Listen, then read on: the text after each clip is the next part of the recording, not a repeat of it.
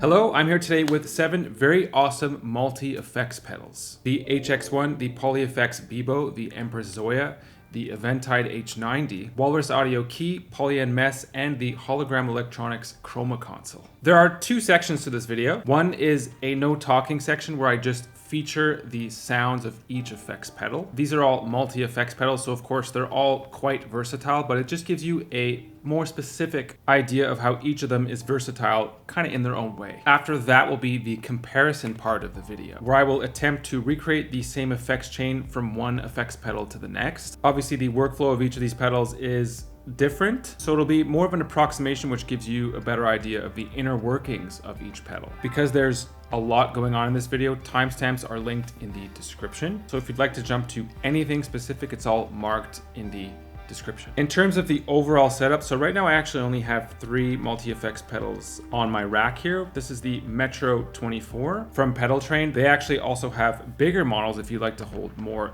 pedals, or possibly even synths, or maybe even synths and pedals all on the same rack. That's a possibility. So their bigger models are the XD18 as well as the XD24. Effects pedals here are powered by the Voodoo Lab Pedal Power 3. This is just an amazing way to keep everything organized. Instead of having multiple power sources, you could have, everything coming from the Pedal Power 3. To my right, I have the Novation Circuit Rhythm, which is where all of my sounds are coming from or being sequenced from. And also, big shout out to Sweetwater. They definitely have everything to satisfy your gear needs. And there are Sweetwater affiliate links for all of the gear mentioned in this video. Everything, it's in the description of this video. I'm going to zip my mouth shut for a bit and let's hear how these pedals sound.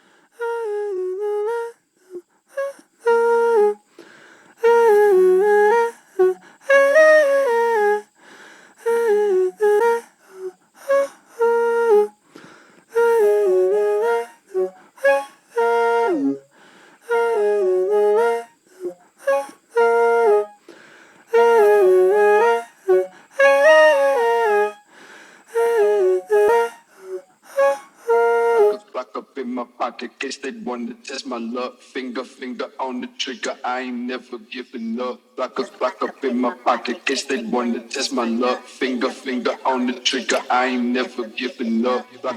Block up in my pocket, guess they wanna test my luck. Finger on the trigger, I ain't never giving up. Block up in my pocket, guess they wanna test my luck. Finger on the trigger, I ain't never giving up. Block up in my pocket, guess they wanna test my luck. Finger on the trigger, I ain't never giving up. Block up in my pocket, guess they wanna test my luck. Finger on the trigger, I ain't never giving up.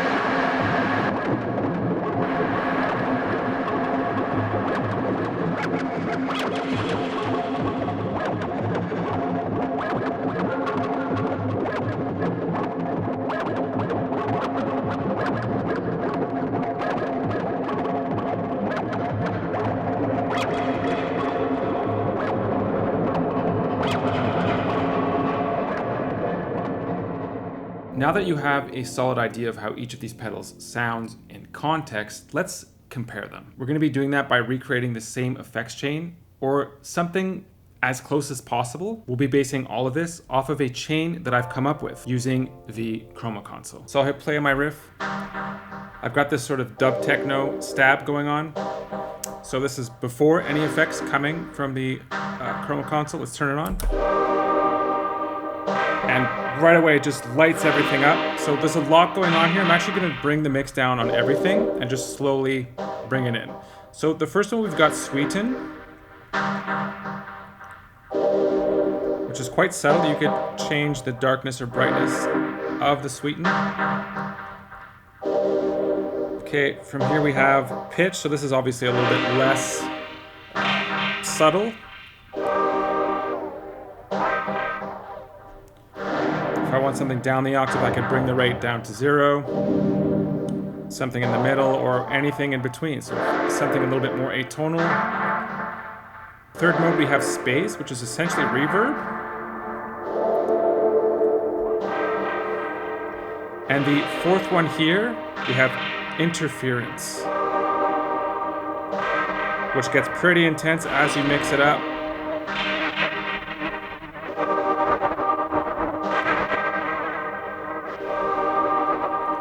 And so this is the flavor, this is what we're going for. We're going to try this on key next. It actually works quite similarly to Chroma Console in the sense of just how it's set up. You have these different modules to work with. So we've got overall mix here, which we could set to series or parallel. There's space, which is essentially reverb, grain, so like a granular sort of effect. There's delay as well as chorus. So let's turn this on. We're getting a little bit of something. What if we turn the mix up? That is really dubbed out. It's really nice.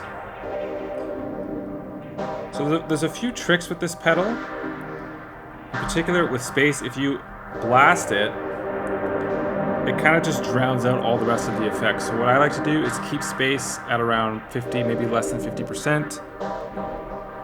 And then if you play with the granular effect, the grain here,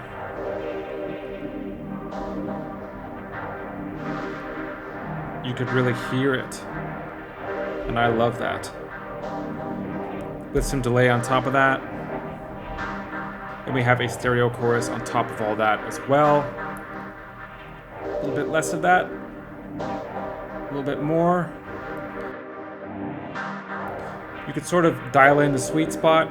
Of course, like I said, it's a different pedal. It's not quite the same as Chroma Console, but you could dial in something that's similar, but gives you a different result. Next up is Empress Zoia, which definitely has a very intense learning curve. If you're already familiar with modular synths, then this is something that'll be up your alley for sure. There's a lot of patching going on in between effects. So let's take a look. This is the before, this is the after. It's so much different. And what I love here is that you have so much control. I've included a tonal control here, so I have tons of mids coming out if I want to bring that down a bit. Take away the lows, maybe make it a higher frequency. I love that I have that control. To imitate the sweeten effect of the Chroma Console, I've combined tone control as well as overdrive and distortion and compression. Again, I just have so much control here. Each of these buttons is a parameter for whatever effects that I've added in here. So as you can see here, I have a compressor, which the ratio is pretty high. I've also got a granular effect here. I could change the granular grain size. What does that do? Oof, it's so cool. Maybe change the granular texture. Make it a little sharper. And then of course here, this is where we imitate the pitch from the Chroma Console. So let's say if I want to go up, I could do that. Getting into Mickey Mouse territory, and then up in here to something completely different. Let's bring it down. Maybe 50%. And then over top of this, I have Ghost Verb, which is like a signature sound of Zoia. The mix is currently at 58. If I want to bring that down a bit, or if I just want to wash it out completely, that as well.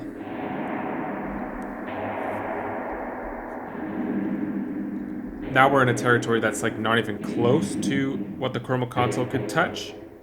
Let's bypass this.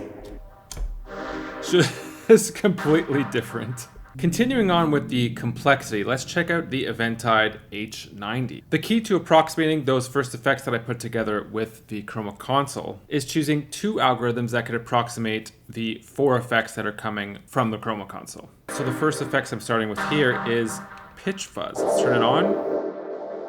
So obviously there's a pitch aspect to it. Let's go into the parameters. Obviously with the H90 there's just so much more to work with here. So I'm tuned up a major second on pitch A. Let's bring this down an octave. Ooh, major 7th is kind of cool too. Yes, I kind of like that. So let's leave that there. And then pitch B is actually set to 25 cents, so it's just a little bit out of tune. If I turn that off, it's maybe not quite as rich. So let's turn that back up. It kind of thickens it up. And if we want to, maybe pitch C, we could bring this minus 25. So now we've stepped into pretty much atonal land, and I love this kind of sound. Let's turn this off. Back on, completely different texture we have here. We could turn up the fuzz too, if we want to get real nasty with it. So obviously we're sort of stepping out of where the Chroma Console was, but it's just to give you an idea of what this thing is actually capable of. We've also got a group delay here, which this is what it sounds like at 0 if I bring it up.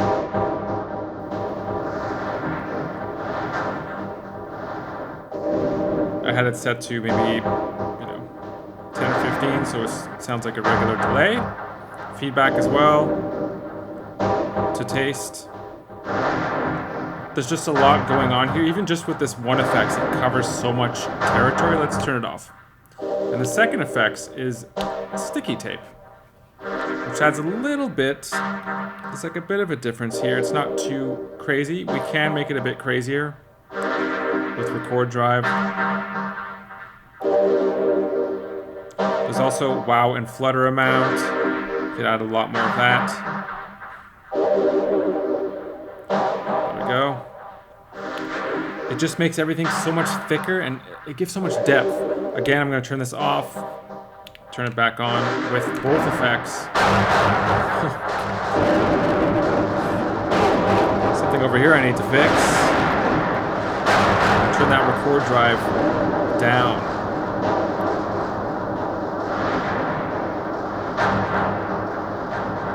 There we go, we have a bit more control over that. So we've landed somewhere a little bit different with the H90, but I think that if you dial in the tones correctly, these are the two effects that could work to imitate what the Chroma Console was doing. Next up is the PolyFX Beebo. Much like the Empress Zoia, it's very modular. And it gives you a really clear visual of that. You have literal modules that you could tap and move around and connect to whatever else on the screen of the Beebo. So let's turn this on. And that's what we've ended up with. As you'd expect from this pedal, if you go into those specific modules, you have so much control once again. So we have a saturator here, there's a granular effects as well, which gets really intense as we go that way or downwards as well. Very interesting. We could tune this differently if we want. Let's change the pitch.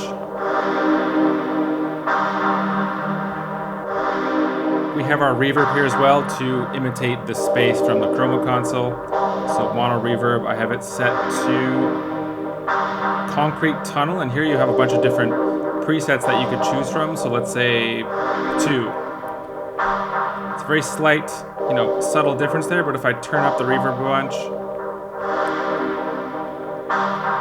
makes a bit of a difference. Vinyl. Kind of lo-fi feel to this riff, so if I turn motor on, noise on, static, rumble, everything else, crinkle, change the age of this, which is essentially like basically a filter. That's where you can really hear all of the different cassette effects or vinyl effects on here.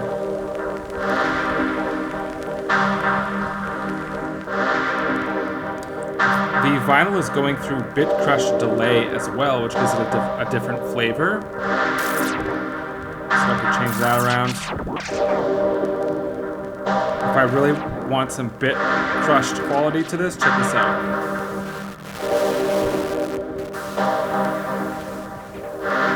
I could do that if I want. So again, we're venturing into different territories in comparison to the Chroma Console or even the Key. All of these pedals are different, but this is the sort of patch that I would put together to imitate what the Chroma Console was doing from the start. And then we have the Line 6 HX1, which is in a category of its own in the context of this video. It does have access to all the effects that we've been going through in this video. Hundreds of effects in this pedal, but it's like a +1 effect. So we won't be able to imitate exactly what the Chroma Console was doing, but we could go through a few of these effects here. So check them out. You'll notice that I'm running it in combination with the Beebo. So it's, again, it's just like a +1. What other texture could we add to what we have going on here? Maybe some sort of modulation that isn't happening here. So, like I said, so much to choose from. 60s bias tremolo. Let's try this one out. Yeah, super cool. Yes. Possibly even a phaser, pebble phaser.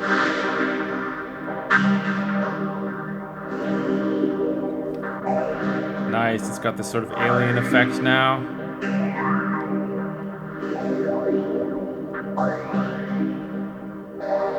Maybe we could throw a second reverb over top of all this. So reverb, dynamic ambience, room size.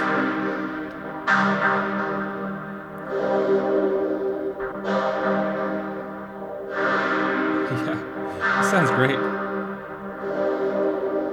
This is a much simpler multi-effects pedal, but super fun to just add on, and that's the whole point of the pedal. Next is the Polyend Mess, which is a multi-effect step sequencer. I will say that there's a certain learning curve to all of the multi-effects pedals that we're covering today. I find that Mess, for me, was the easiest UI to navigate and to understand very quickly. And so if that's what you're looking for in a multi-effects pedal that does a lot, then Mess might be the right choice for you. Where it does get a lot more complex is when you start to integrate the step sequencer along with the effects, which is something that I did in the no talking version of this demonstration. In any case, here are the effects that I've chosen. So I have a saturator here on the first effects, which is just 100%, it's maxed out. If I want to change the tone of this, I could darken this a little bit or keep it bright. Maybe keep it around 80. I think that sounds good for now. Next I have, under the pitch shifter category, I have tonal. So tonal pitch. I can pitch this up the octave if I want. Let me just bring this mix up. So that's cool. There's also like different qualities.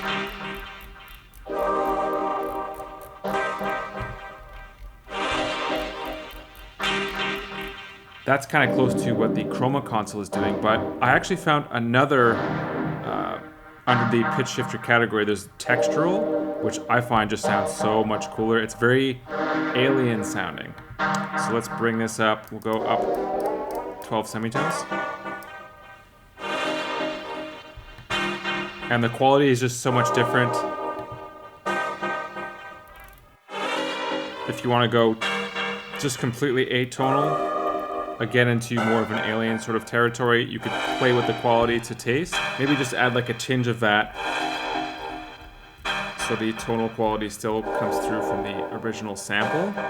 On top of this, to imitate space from the Chroma Console, I have warped reverb. So let's see what this sounds like. It has like a sort of ambient feel to it. Yeah, and it gives this sort of like calming, like breathing effect almost. These three effects together more or less cover what the Chroma Console is doing. This next effects takes it into a completely different territory. Let's do that. Let's just have some fun with it. So this is a spectralizer. It's called Screamer. So let's just put a little bit of this mix on here.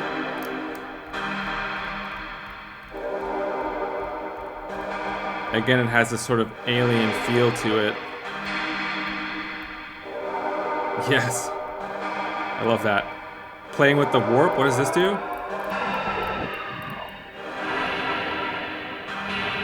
It now sounds like Darth Vader breathing. What if I tune this down?